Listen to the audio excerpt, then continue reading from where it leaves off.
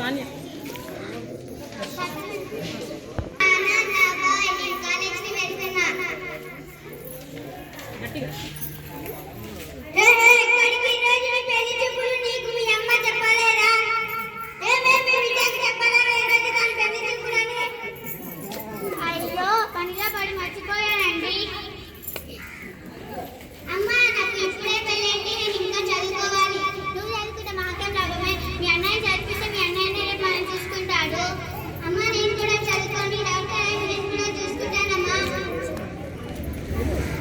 గట్టిగా hi sister, ఏమైంది?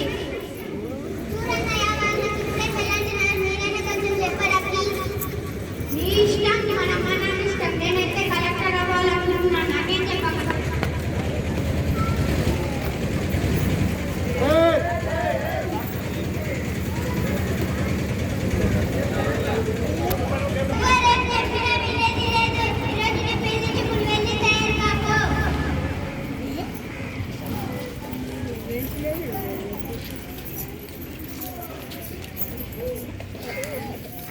చిన్ని చిన్ని తయారయ్యావా? ఏంటిది? అరే అఖిల్, ఇక్కడ రారా. ఏందమ్మా? ఈ లెటర్ చదవా కొంచెం? ప్రియమైన అమ్మ నాన్నకు తెలియజేయడం ఏమనగా, నేను ఇంట్లో నుంచి వెళ్ళిపోతున్నాను. డాక్టర్ చదవాలని దయచేసి నన్ను అర్థం చేసుకోండి. అయ్యో, ఎంత పని చేస్తావే. పెళ్లి చేద్దాం అనుకుంటే చదువుకోనేం చేస్తావే? చూశావా, మీ బిడ్డ మన పర్వతం తీసేసింది. కొన్ని సంవత్సరాల తర్వాత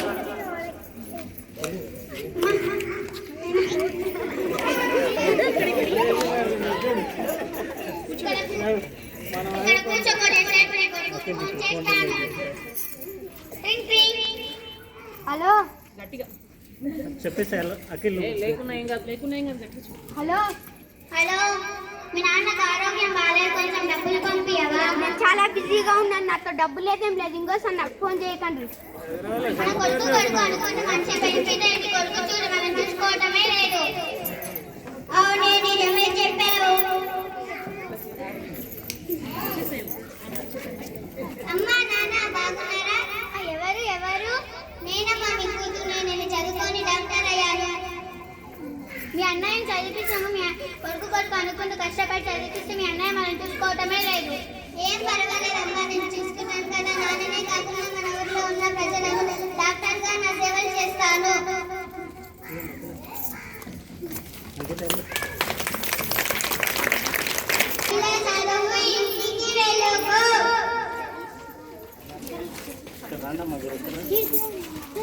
ఒక అబ్బాయికి విద్యను అందిస్తే ఒక వ్యక్తికి నేర్పినట్లు, ఒక అమ్మాయికి విద్యను అందిస్తే ఒక కుటుంబంకే నేర్పినట్లు. బేటీ బచావో బేటీ పఢావో. Educate a girl and you educate the future. ఆడపిల్ల చదువుకోవాలి, తన కాళ్ళపై తను నిలబడాలి. సో ఒక ఆడపిల్ల చదివితే ఆ ఊరితో పాటు జిల్లాకి, రాష్ట్రానికి, మన దేశానికి చాలా వెలుగునిస్తుందని చెబుతూ ఈ గ్రామంలో ఉన్న తల్లిదండ్రులందరికీ కూడా చిన్న విజ్ఞప్తి ఏంటి అంటే, వాళ్ళ చదువుని 10వ తరగతి వరకే ఆపేయకుండా let them read, let them study what they want అని ఛాన్స్ ఇస్తూ మీ అందరికీ మా స్కూల్ తరఫు నుంచి చిన్న సందేశం అండి. ఆడపిల్ల